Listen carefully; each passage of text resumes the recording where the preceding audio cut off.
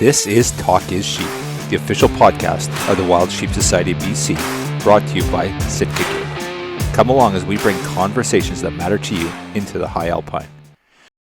This episode of Talk is Sheep is brought to you by Wild TV. Choose your adventure with Wild TV and Wild TV Plus. Watch on cable and satellite or stream anywhere the hunt takes you. Thank you to Wild TV for being a conservation partner of the Wild Sheep Society BC. Well, Mike, we're back in the podcast studio, and it's been a few years now, and it's sure good to get back on the mic and chat with you at all things Alpine Riflecraft. Yeah, awesome. Thanks for the invite, Kyle. Yeah, it has been. I was thinking about that. I think it has been 2 years since I was on the podcast. Time flies. Yeah, well, and you're no stranger to them now. You're almost expert level, I would say. You've been on a bunch of podcasts and doing a phenomenal job, and always look forward to it. And but even more so importantly, we've had a lot of opportunity to catch up over the last year here. We seem to be going to the same places at the same time. We have a similar audience, I guess, if you will, or similar interests. One of the two, I'm not sure what it is. So it's been pretty cool. It has been, yeah. It's I went to a few extra shows this year. Obviously saw you in Dawson Creek, and I love catching up with you at the shows and the whole WSSBC crew.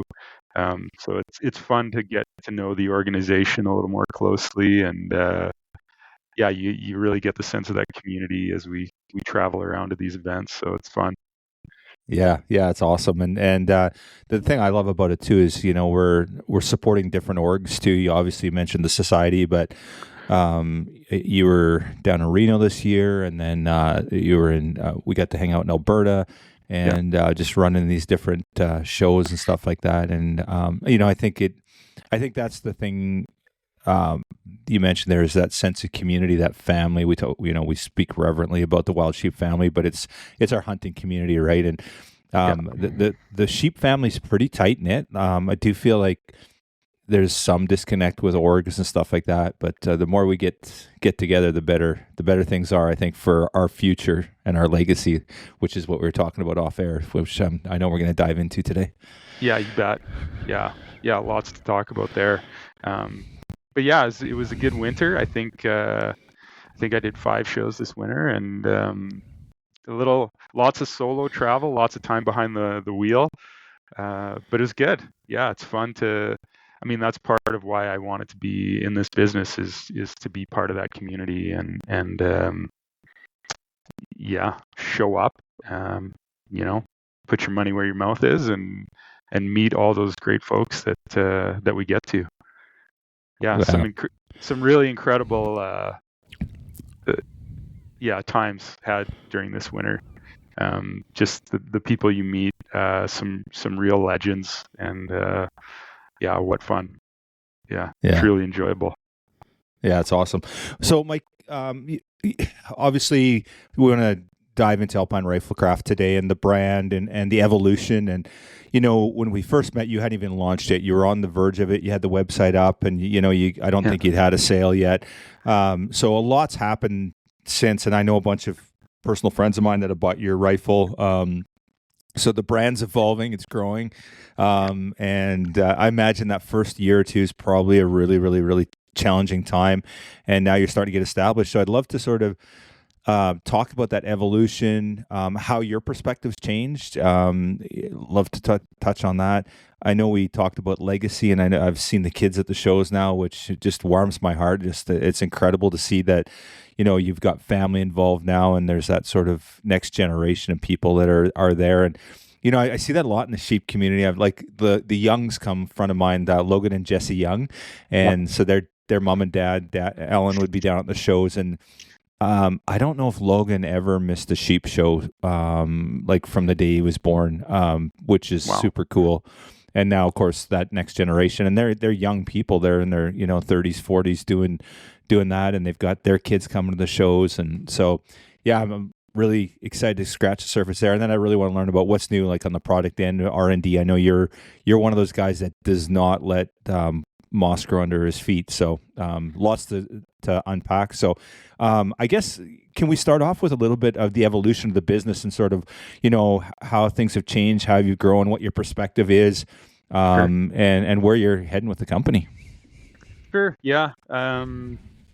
I don't think my perspective's changed a lot, but once you get out in the wide world and talk to enough people, you start to see what preferences are, and where the market wants to push you, so to speak, which is great.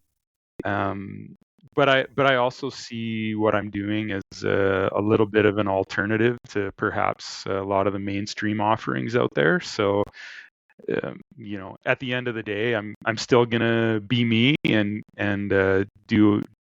do what I believe is the right path for the business. Yeah, I think when I started out, it's hard to understand how broad the spectrum is of wants when you're in this marketplace, right? And being a small business, you have to pick a path and start somewhere. And rather than try and be all things to all people, I've recognized that I need to stay true to the course here. Obviously, expand the product line where I can, but it also needs to be done in a way that's sustainable for the future of the business. So as a new business owner and being in the actual market now for about 14 months, the learning curve is steep. Well, and I guess that's the one thing is you have to be, like, it's super critical that you are your own brand, because if you come in and you're like, well, we're going to go head to head against premium brand for whatever, pick one, that makes it really that's a tough road to hoe. You have to differentiate yourself and have something that's really unique. I'm curious, like, maybe talk a little bit on the Canadian market. Like, are you seeing, with this disconnect with, U.S., Canada, and sort of all the stuff that we're seeing in the media all of the time, is that helping or hindering you? Like, obviously you don't have quite as easy access to that U.S. market, which is obviously 10 times the size of Canada. But on the same token, are Canadians going, hey, we want made in Canada now? I'll be honest. I think for me, being a Canadian manufacturer, and my product is like 99% plus manufactured in Canada, because of CUSMA, all of the talk of tariffs, etc., has really had zero impact for me in the U.S. market. As far as on paper costs, the challenge there is it just introduces uncertainty, right? So, folks in the U.S., is there a tariff if I import that? Is there not a tariff? Right? They don't know what's going to happen. So my only approach there has been to reassure people, for right now, any tariffs on me, and really, because we're CUSMA compliant, there isn't one. So I guess we'll see what happens come summertime. Once we get into those, the governments get into those negotiations. And we'll see if anything changes on that front or what happens. But it's really been a lot of, for my product, I know obviously for many others it's not the case, but for what I'm doing, it's all bluster. There's been no impact, which is great. The Canadian market is obviously very receptive to buying made in Canada products, and you hear some, what I would call, lukewarm response to made in Canada. Like, Canadians say that, but do they really mean it? I think we're a bit of a different breed when it comes to hunters and outdoors people. Our word still means something, and we're not buying. This isn't toilet paper or a T-shirt. Right? It's you're supporting family, not only my family, but also a lot of other local industries by doing so. And I think people recognize that and they want to get behind that. So having a premium offering in the Canadian marketplace has definitely got a lot of ears perked up. For sure. That's awesome. Well, and for me, it's awesome. Like at the shows and going through and seeing your product line and the way you market yourself and what you've created there too. It's you've done such a fantastic job. Let's touch on that. On sort of the now that you've been around and you're moving product and you're going to the shows. Like how is business? Are things is it good, bad, indifferent? There's sort of seems to be all this uncertainty in the economy, but people are still spending money. How's that been impacting business? I think the uncertainty is never good. Inflation of everyday goods is not definitely puts a strain on people's spending habits and their disposable income. But yeah, the interest is growing. My sales are continuing to grow.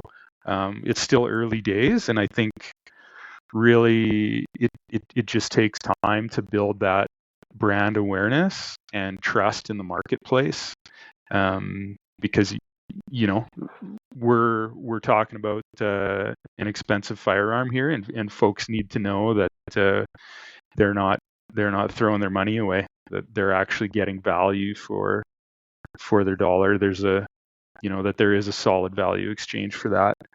So I think early, it's still early, but all signs are positive. There's been lots of great feedback, and word of mouth is truly I think the biggest driver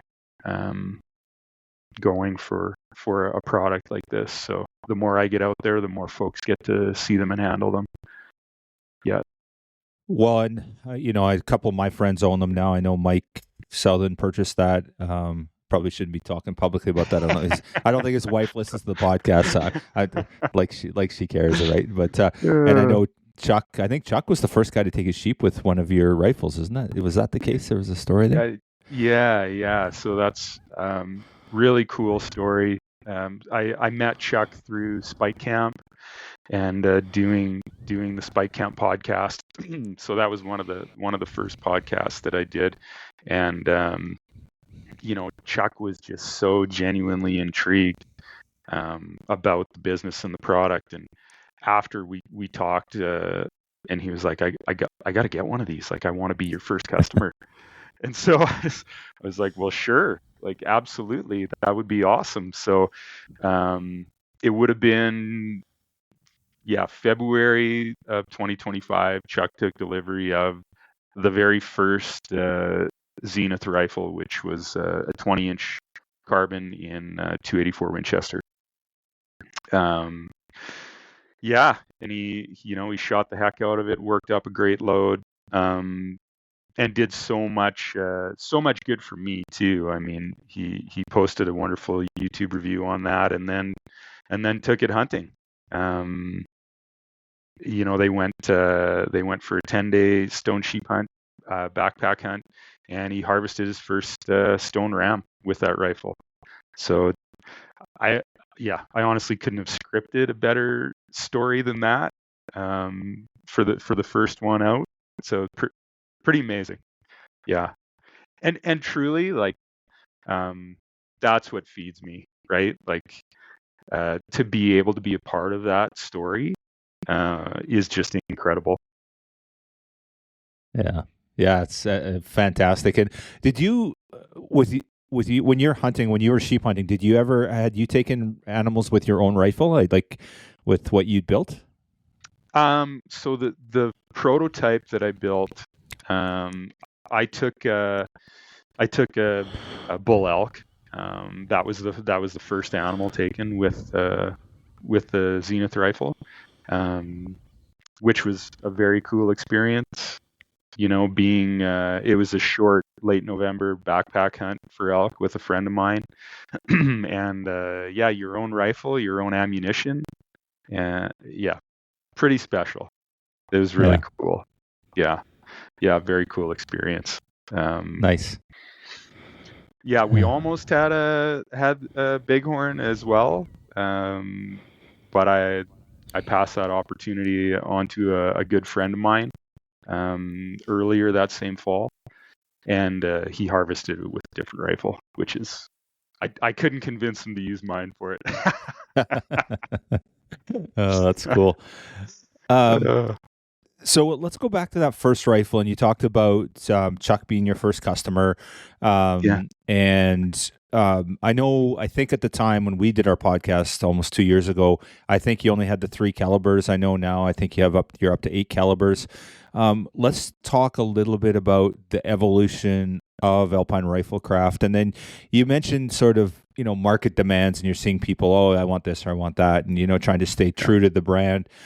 Maybe what are some of the trends emerging, and so what are some of the tweaks that you've made in your product line to accommodate? Probably the biggest accommodation has been another barrel contour offering, which we call the Ridgeline. So it's actually the same dimensionally as our carbon barrel contour, but it's a stainless spiral fluted barrel. So what it does is essentially take the rifle and add a fair bit of muzzle bias. So it's not a lot heavier than our standard stainless contour, but it gives it more of that weight in the front hand. It just settles that much quicker.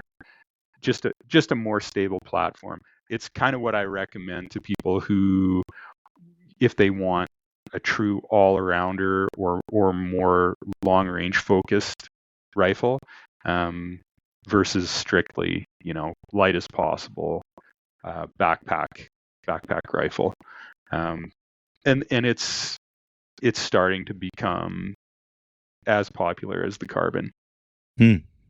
Wow. Yeah, and it really puts it in that just under 5 pounds to about 5.5 pound range, depending on length and chambering. But yeah, it's they're very deceiving. They look like they're going to be very heavy, and then you pick them up and they're not. So visually, it's a neat contrast.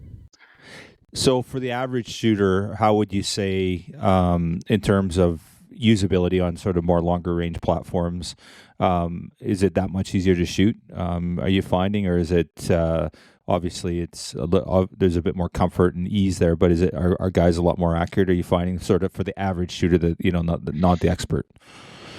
I think what it does is the carbon barrel is, because they're so light, they are going to magnify issues with your form, or inconsistencies with your form is probably the best way to put it. So if you're not consistent in your cheek weld or your hold, it's going to show up, especially at distance.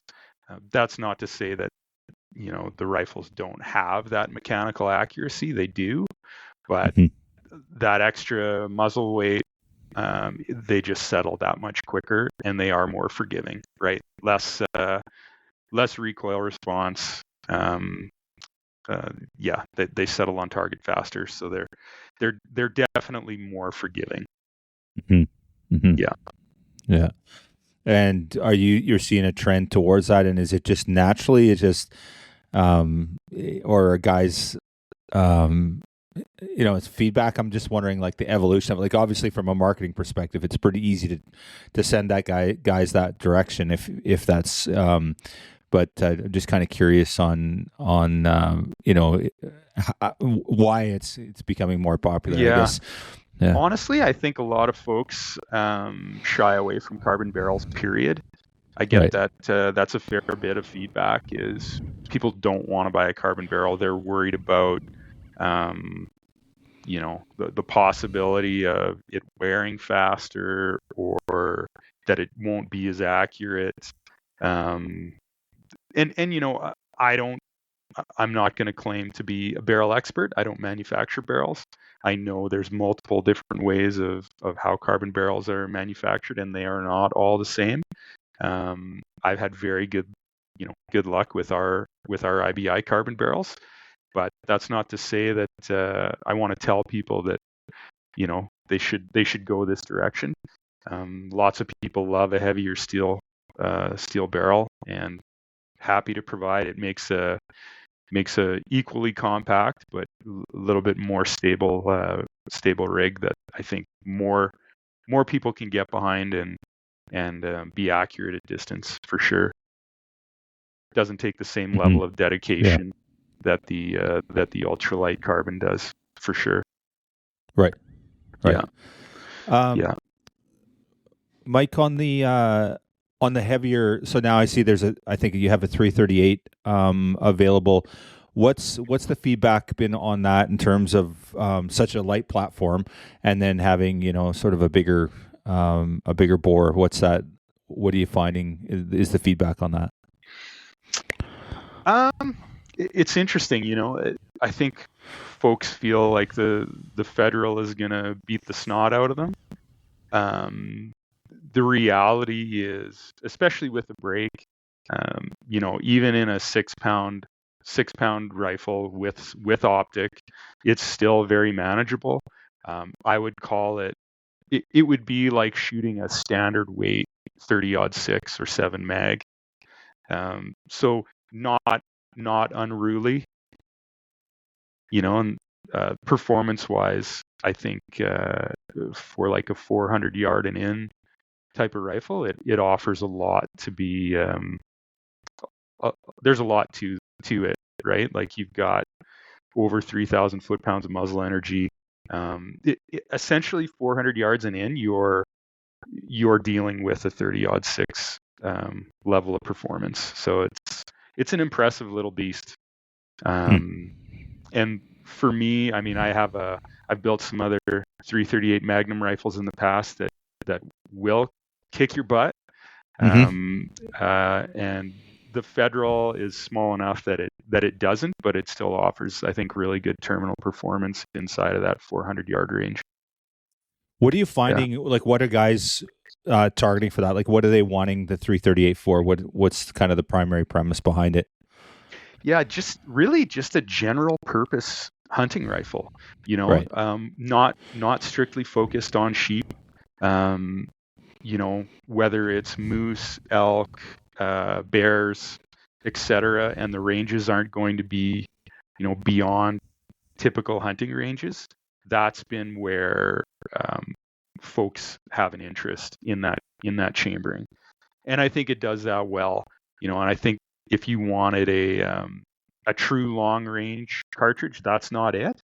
But if you're talking capabilities 400 yards and in, then it can do a pretty broad range. It's a pretty good utility cartridge. I actually have a friend of mine in Alaska who builds rifles, and he's built a number of 338 Federals for folks who draw Kodiak bear tags, and they don't want a big Magnum rifle, but they're killing these big brown bears with a 210 TSX and anchoring them. Perfect performance. So it's bullet and bullet placement over head stamp for sure. Yeah. Mike, can you talk a little bit about, you said that there's sort of, now that the rifles are on the market and people are using them, and then there's, there's requests as well from, and so I see the host of new calibers and some very, very cool calibers that you've come out with. Talk a little bit about sort of what you're seeing being driven in the market. What are some of the requests that kind of scratch your head and like, oh, I never really envisioned that. And what are some of the changes that you made based on that? Sure. I think, people always want more choice, whether that's whether it really delivers something or not. People want to have choice, and I totally get that. With the size of our action, I can only offer so many chamberings because it is a 3-inch long magazine and a standard case head, which is obviously how we got the weight to where it is, and also why they handle and balance so well.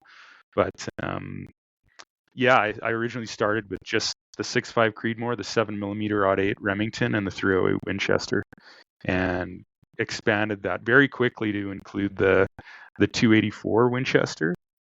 And that was always really the foundation of the design, because I think that's such a great chambering.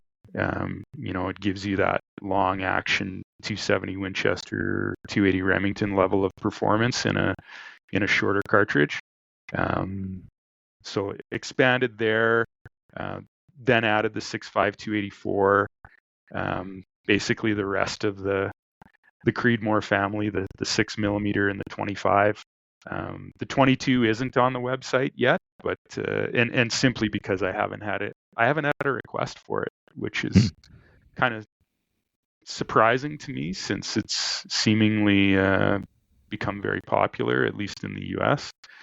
And then the 338 Federal as well.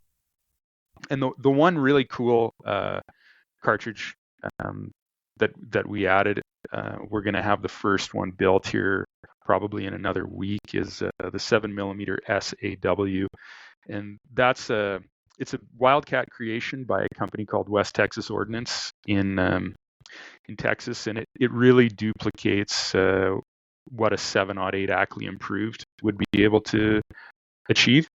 It does need a 3-inch action, which we have, so it's basically perfectly suited for the action.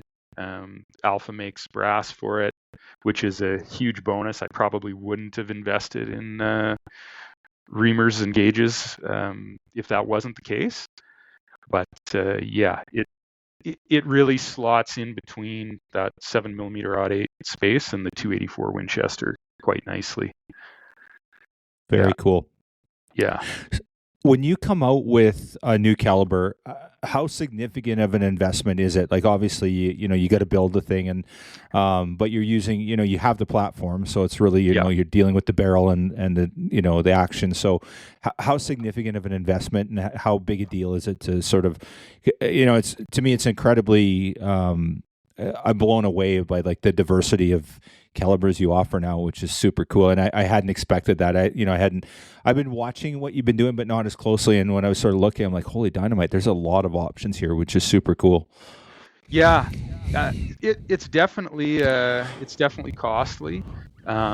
Typically when I'm gonna buy, when I'm gonna, start another caliber offering, you've got to get a reamer, you've got to get gauges. I'm straight away buying carbide reamers, which are significantly more expensive than high-speed steel.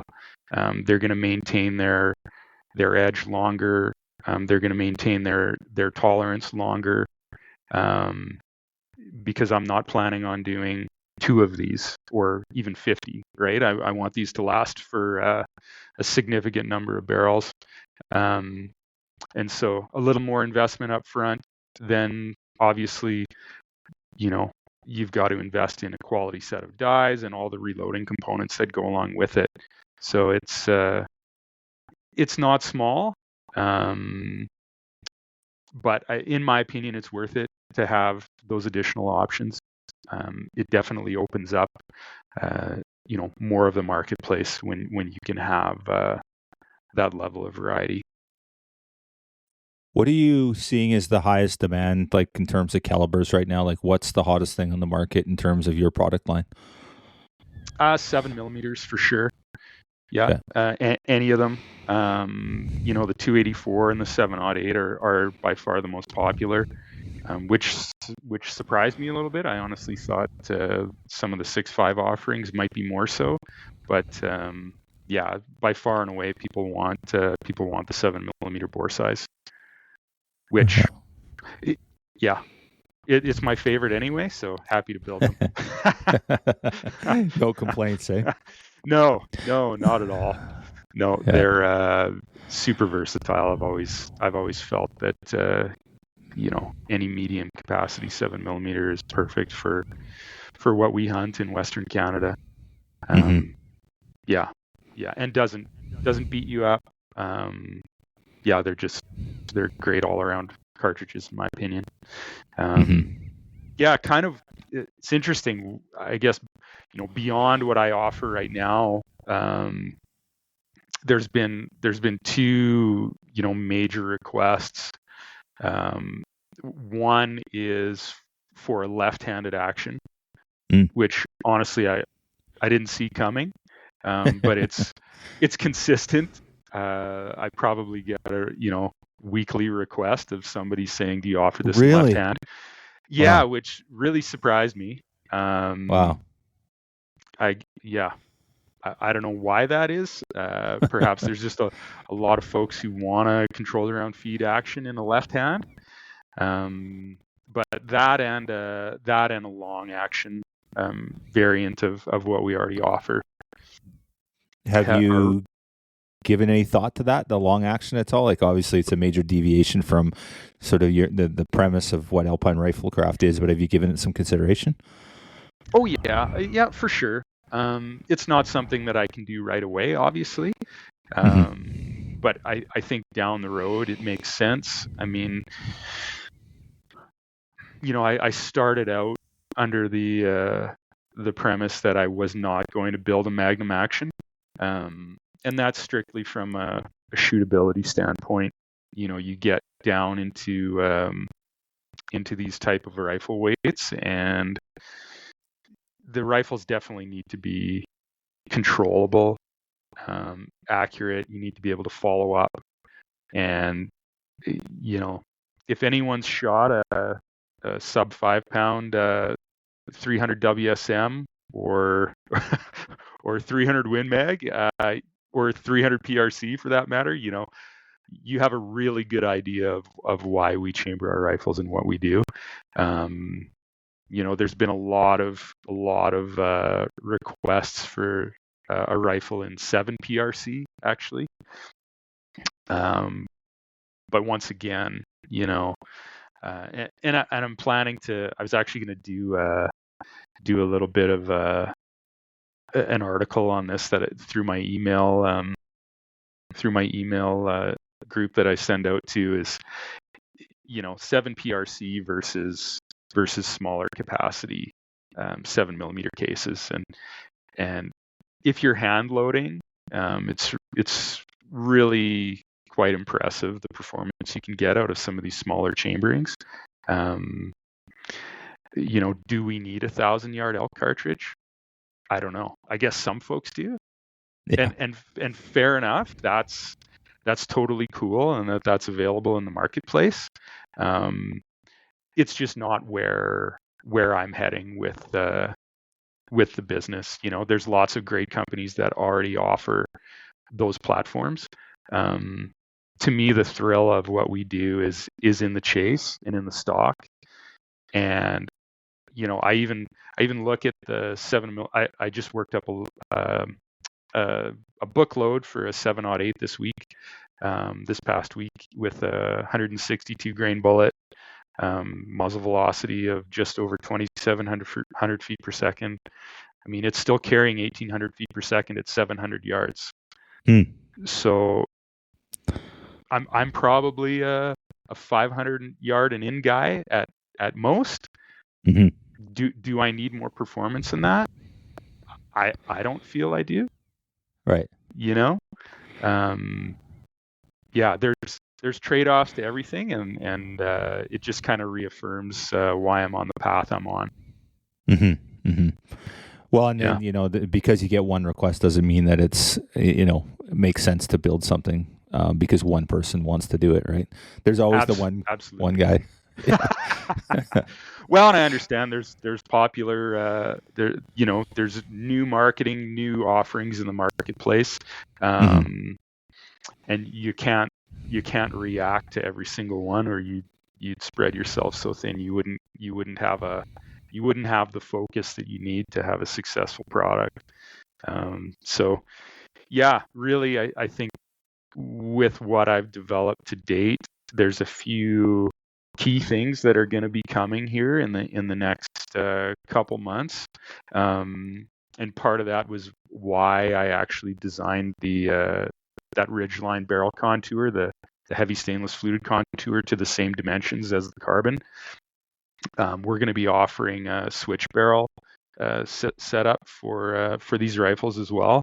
So, it allows you to have a very different setup for incrementally more cost. Perfect example would be, having a 20-inch carbon barreled rifle for your backpack hunts, and having a heavy stainless fluted contour 22-inch barrel in a 6 Creedmoor for, coyote calling or varmint hunting or smaller medium game, where you don't need that portability to the same extent. Mm-hmm. Very cool.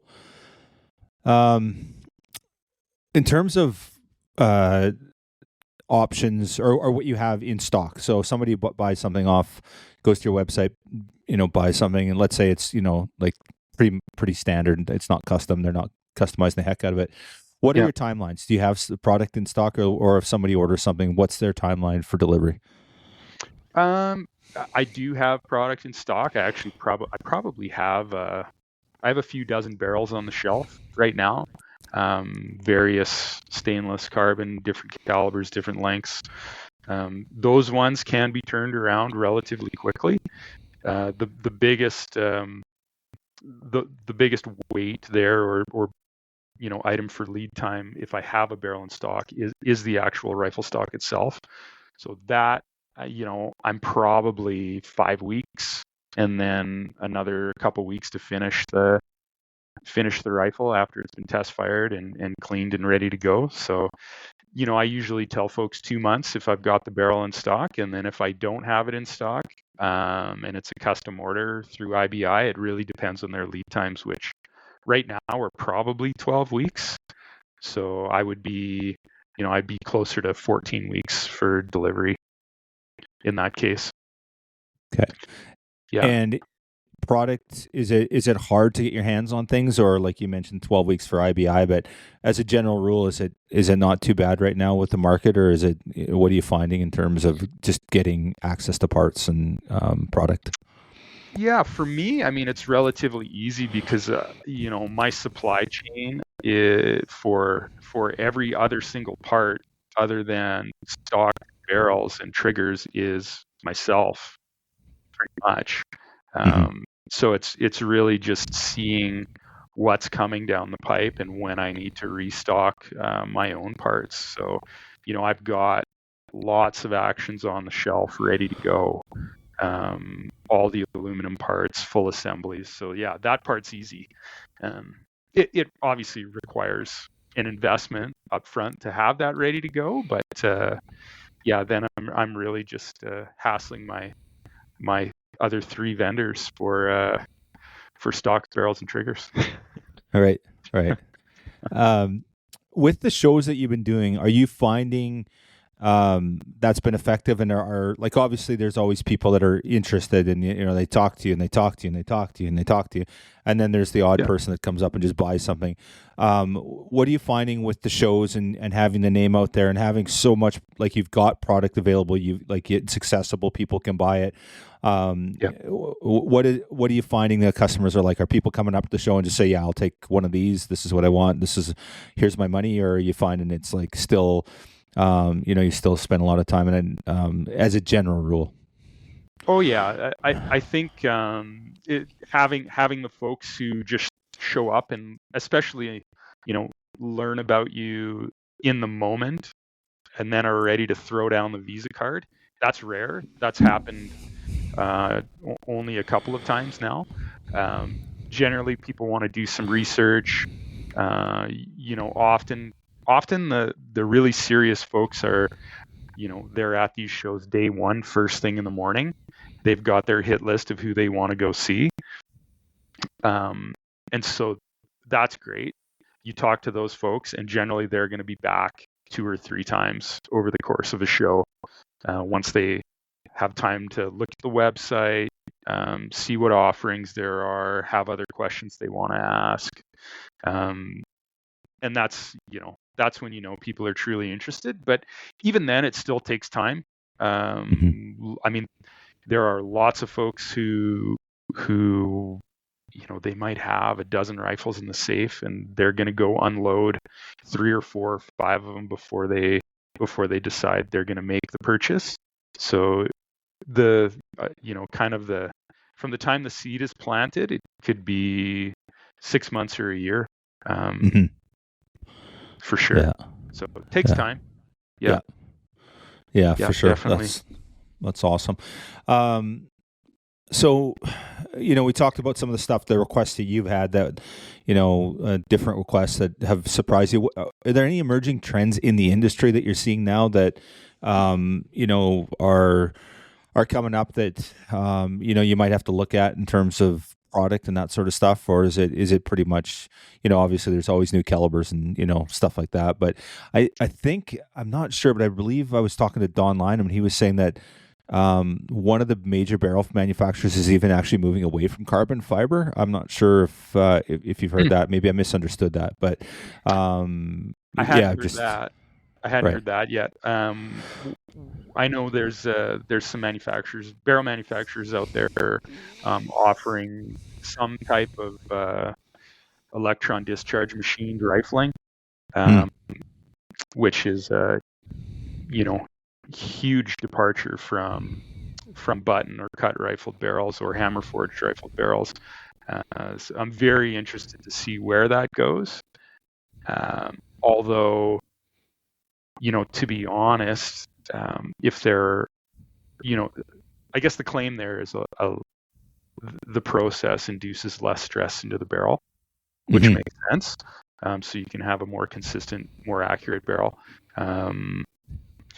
Truly, I don't know if that means costs are going to come down, or if you're actually going to see a measurable difference in accuracy. That'll remain to be seen, but that's a very interesting technology.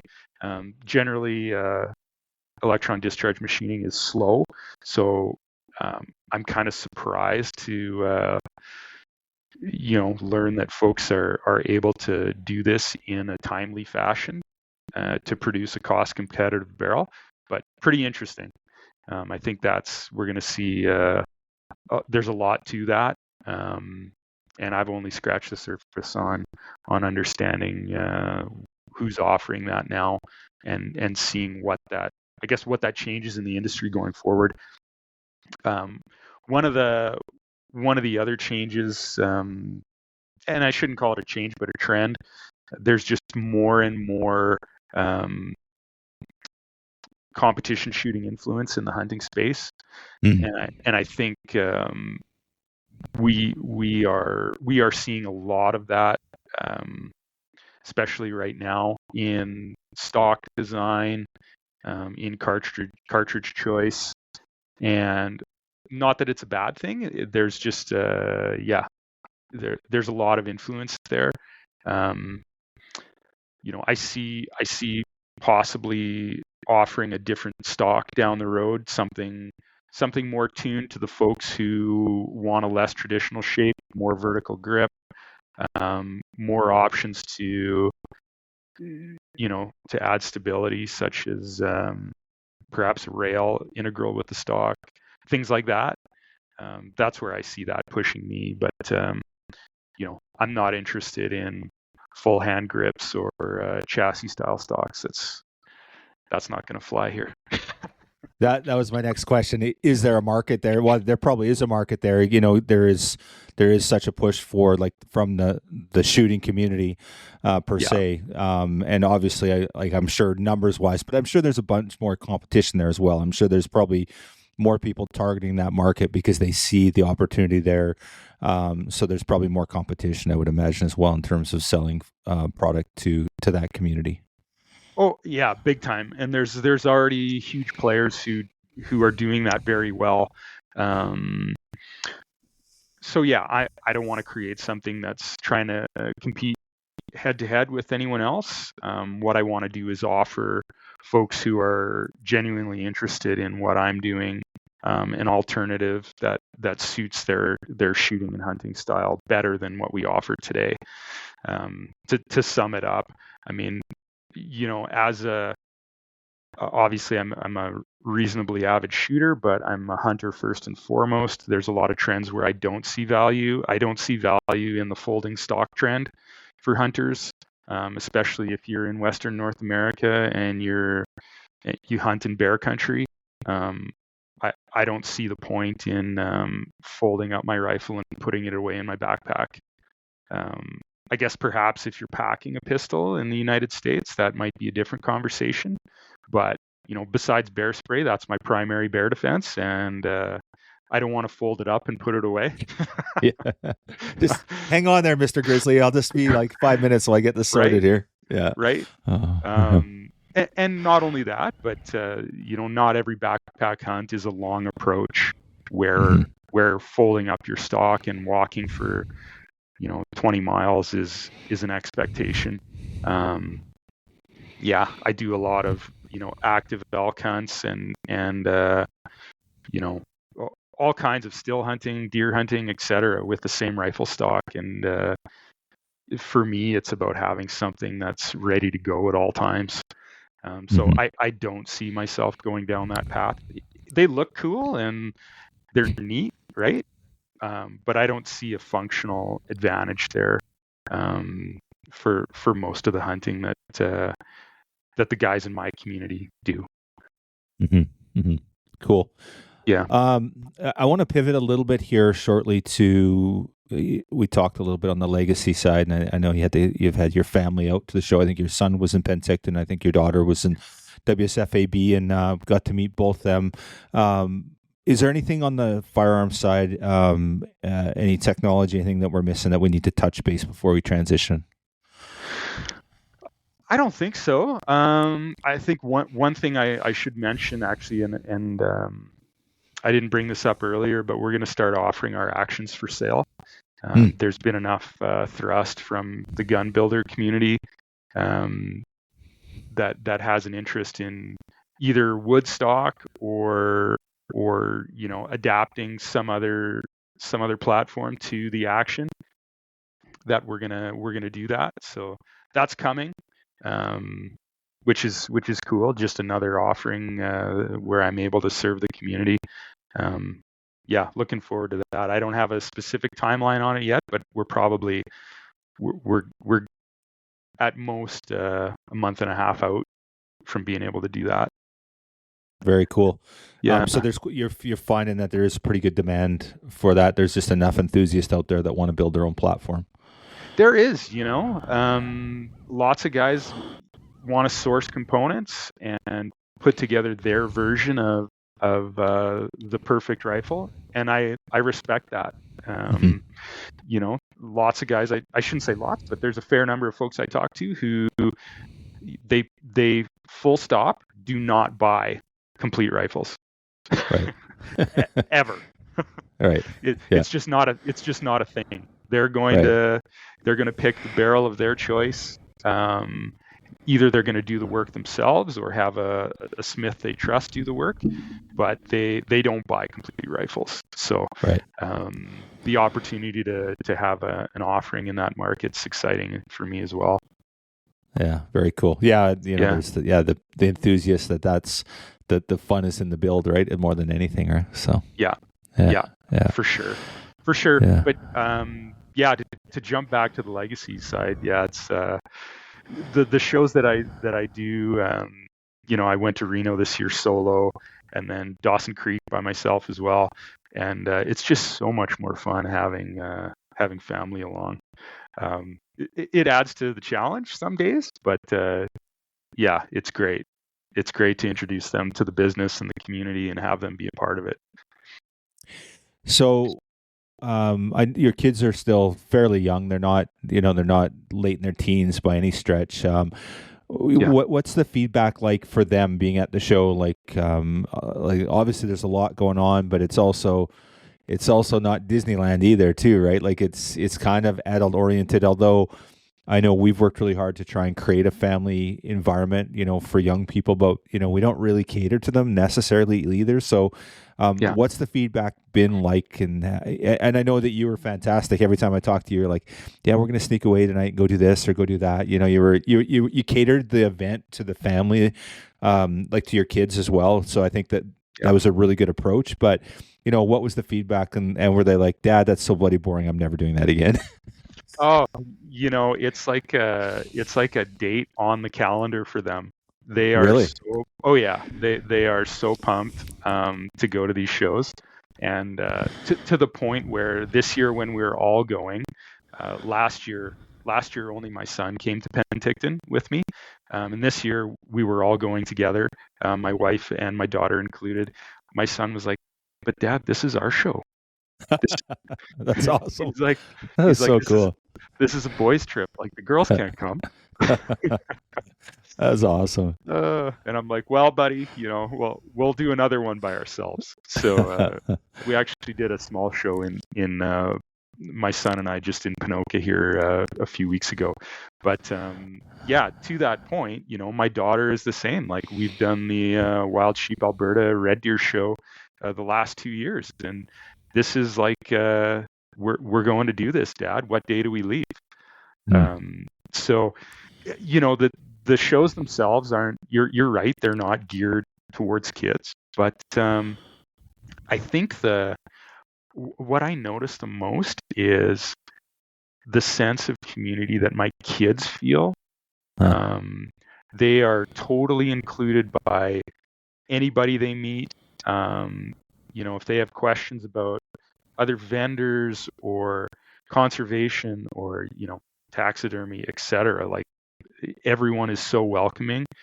They get a real education when we're at the show, and it's not something that they're going to get by staying home. So it's pretty unique to be able to expose them to such a broad range of vendors and people and interests. It's awesome.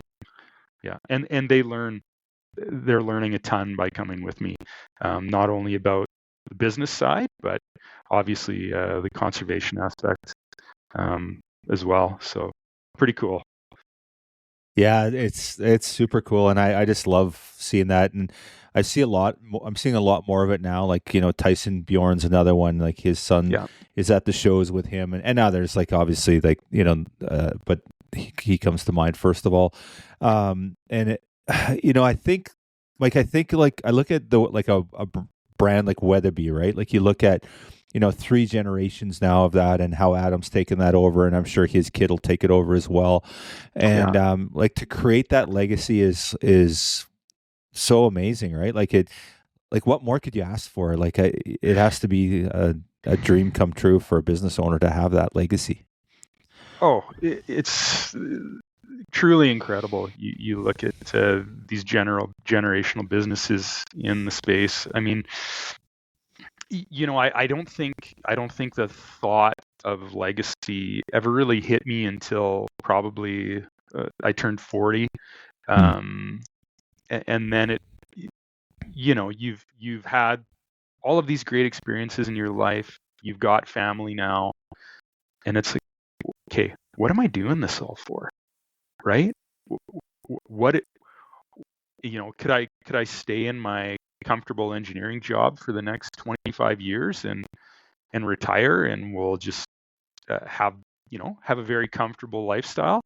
But the more I thought about that, it's like that doesn't lead to something lasting, other than maybe you get to pass your assets on to your kids when you pass away, right? Like this to me is an opportunity for not only family legacy, but hopefully some conservation legacy at the same time.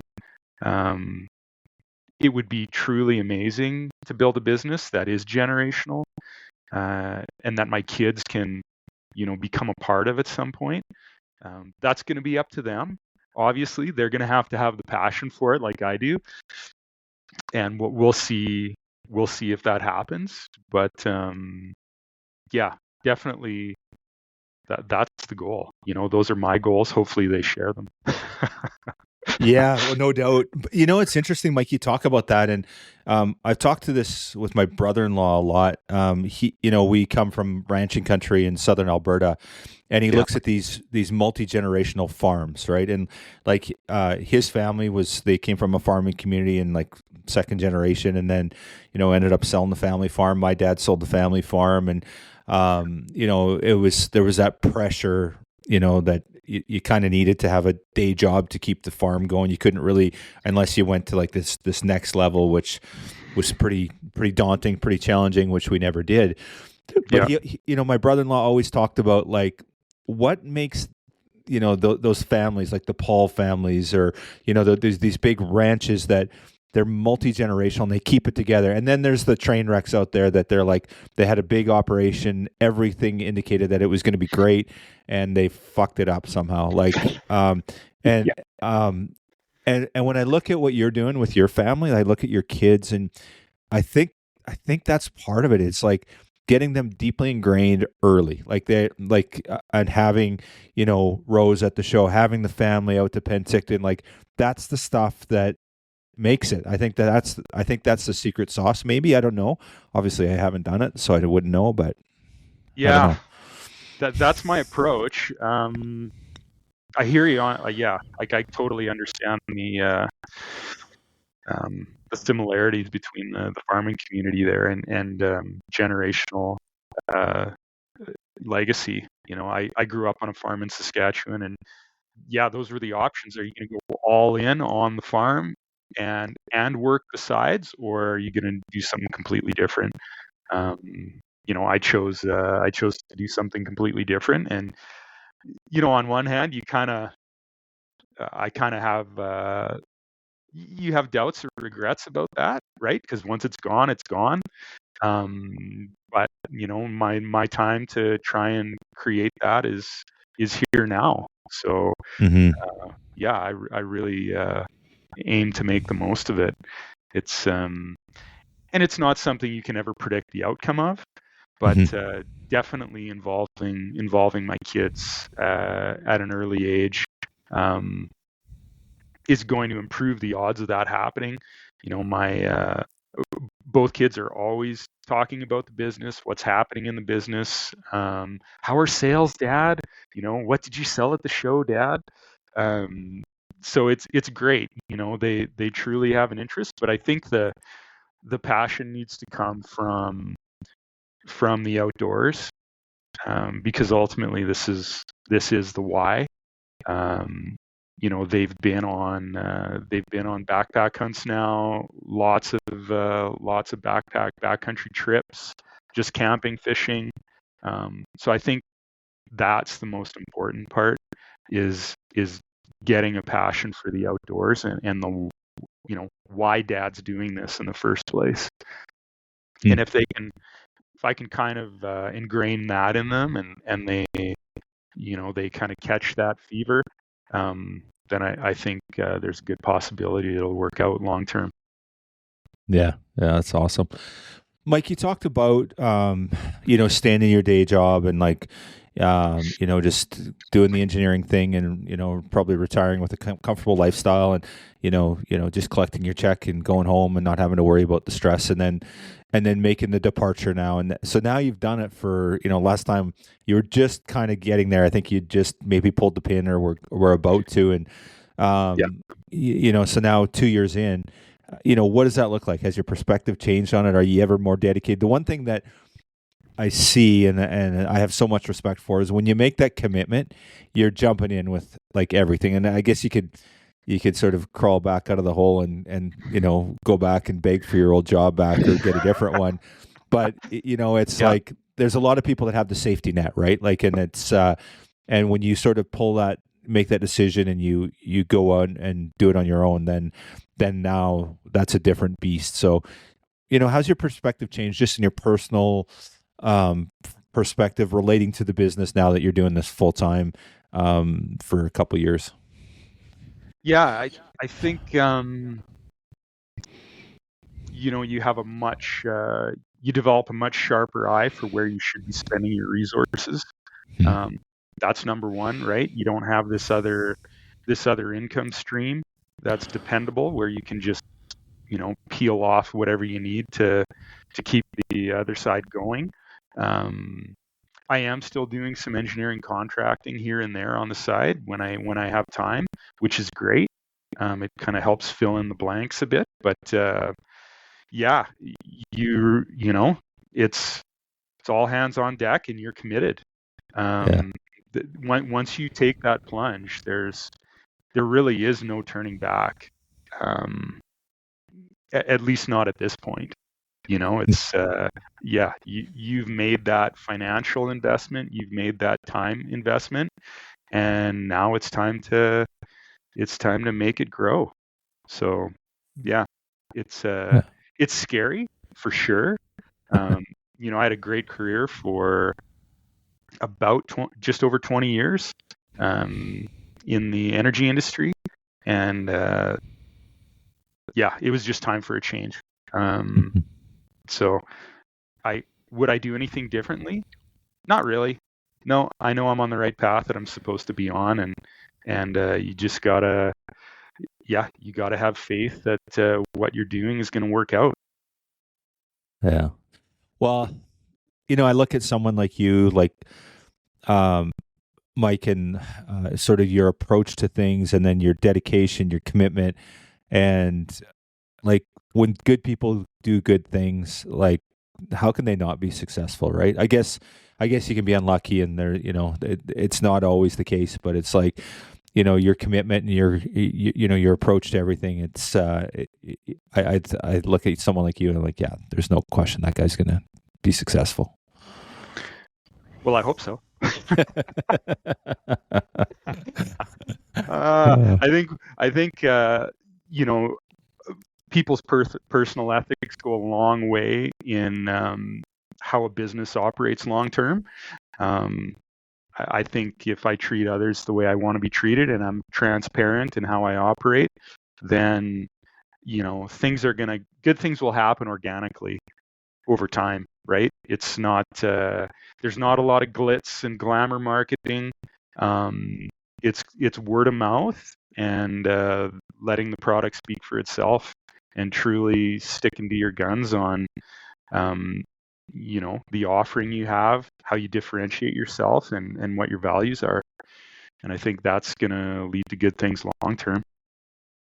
Yeah, well, it's awesome. I look at your 3 pillars on your website: honesty, trust, respect, right? And so far, you know, I've seen that through and through with everything that you do, and then, you know, and then just the family approach, and yeah, so awesome, man. We're so grateful to have you in our circle, and to, you know, when I bump into you at the show, for me it's a highlight for sure. And I always love walking by the booth and seeing your smiling face with your great products on hand, and then the family around. It's just awesome. It's what it should be, in my opinion.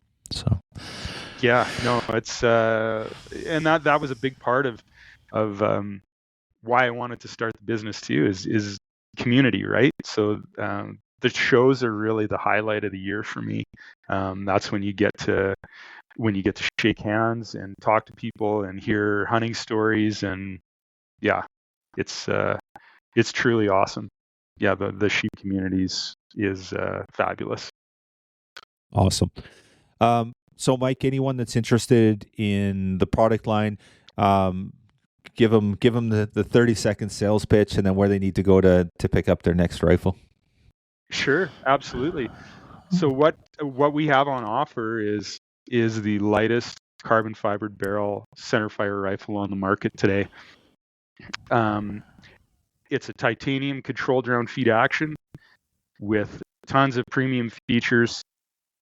We don't stop at just lightweight. We offer some slightly heavier options as well for different hunting scenarios. So it's a pretty broad offering. But as far as a hunter-specific rifle goes, I think we've nailed it.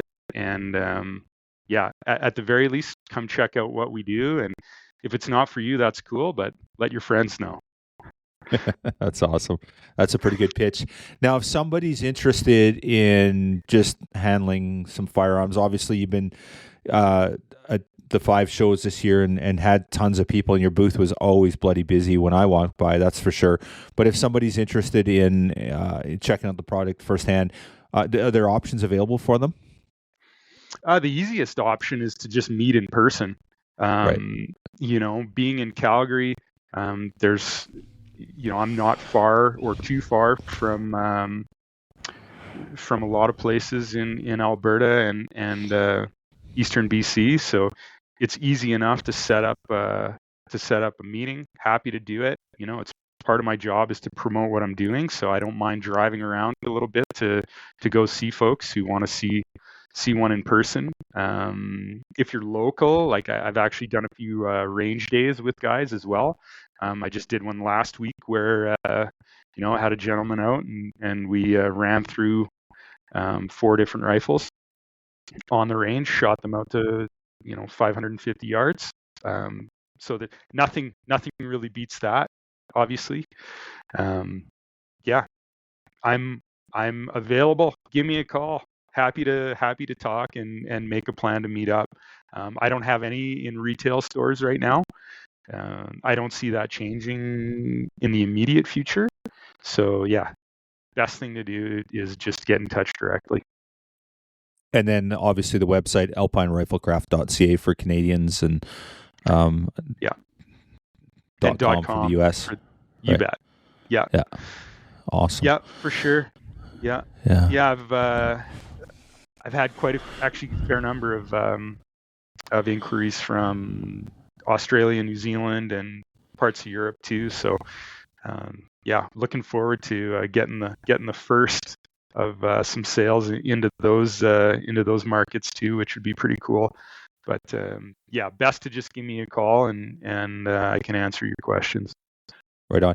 So, where do you think this demand or interest is coming from in Europe and south of the equator? There are they hearing about it on the podcast, or how are they learning about it, Mike? Generally, it's been internet or social media. Right. There's been a couple that have come through from other podcasts, but generally it's been social media or the internet. So yeah, guys who are mountain hunters, this is what they're looking for. So pretty cool that yeah, to get phone calls and emails from folks across the world. Yeah, it's goes to show you're doing something right if you're getting that kind of attention, for sure. So yeah. I hope so. Yeah, you bet. Awesome. Anything else we need to finish up on before I know you're a busy guy and I appreciate you taking the time to chat today, but is there anything else we're missing? I don't think so. I think we've covered it. I mean, yeah, draw season's upon us here. So everybody remember to do that. That's what we're doing it for, right? Go hunting. Yeah, absolutely. Get that rifle out in the field. And are the kids, they have any, are they old enough to put in for tags and stuff? Or where? They are. Yeah, they are. So last year, well, they changed the regulations here in Alberta. So they moved the minimum age from 12 to 10. Okay. So my son turned 12 last year. So that last year was actually his first year out hunting. And now my daughters are already of age too. So, but she's on the fence. She's not sure if she wants to get started right now. Right. Might be a couple of years, but I'll definitely have my son out this fall for sure. What's your son shooting? What does he have? He's basically been shooting whatever I've got kicking around. So last fall, I had a 25 Creedmoor with a heavier stainless barrel on it. So he shot that a bunch. Yeah, I haven't put him behind anything more powerful than that. He really likes my old Seiko in 222. Okay. It's full bull barrel, very little recoil. That's his favorite. But I'm like, well, I think we should have a little more horsepower. That's funny. Just out of curiosity, Mike, what are you shooting? Like, what's your go-to for a mountain hunt? Yeah, obviously there's some diversity there, whether you're hunting elk or sheep, but what would be your go-to? I'm a 7mm guy. Right. I really like the 7mm odd 8. I inside of 500 yards, especially if you're a hand loader, you can take an elk, you can take any medium game. So that's my go-to. I like a 22-inch barrel. I think I would like a shorter barrel if we were allowed to have suppressors here. but that's kind of my go-to setup. Either the carbon barrel or the standard Alpine stainless barrel. Either one of those. It's kind of, I guess, a little more traditional setup. Right. Yeah, but balance as well. I like the cartridge. Does everything I need it to do. Yeah, right on. How much are you seeing? So now that you're operating the U.S. market, are guys configuring these with suppressors, and what's the feedback been like on that? Yeah, so I've sold a few 22-inch barrels into the U.S. market, but now that there's more interest coming along, it's really 20s and 18s. So I do offer 18-inch barrels in both the carbon and the Ridgeline option as well. So I think I've got a couple 18-inch and a 20-inch on the go for the U.S. right now. Yeah, Awesome. but definitely that is definitely a thing. People want short barrels to attach a suppressor to. So yeah, makes sense. I mean, if we could do it here, I'd be all over it. I've never had the opportunity, but I just went to South Africa and we were shooting it over there. It was, just an old Mauser 308 with a suppressor on it, and it was just like, oh my gosh, this is so beautiful. And it's a shitty gun, right? And it's like, man, it'd be so nice to have that, just to have it here in Canada. I'd love to have that, but yeah. Oh yeah, I mean, honestly, especially with kids, that's the biggest challenge in getting them to shoot a centerfire rifle. It's not recoil, it's noise. Mm-hmm. So the ability to have a suppressed rifle would just smooth that process out incredibly. I talked to lots of folks in south of the border who have young kids, and I mean, yeah, they're shooting standard centerfire calibers with suppressors, no issue. It's the noise aspect. So it'd be great if I'm not holding my breath, but it would be great if we had that opportunity here. Yeah, for sure. So, yeah, awesome. Well, cool, man. I appreciate your time today, and it's so great. And we'll do this again. I don't want to wait 2 years next time. There's too much going on. So I appreciate it. Yeah, it was great to sit down and catch up. I know we see each other all the time at the shows, but it feels like we've got 10 seconds because you're always going somewhere. Yeah, or, I know or I've got my hands full too. Yeah, for sure. No, it is great to catch up, and no, just congratulations on the success you've had, Mike, and just so grateful for you being in our space, and look forward to seeing the legacy that is Alpine Riflecraft, the Drury name continuing. So awesome. Yeah, me too. Thank you so much, Kyle. I appreciate it.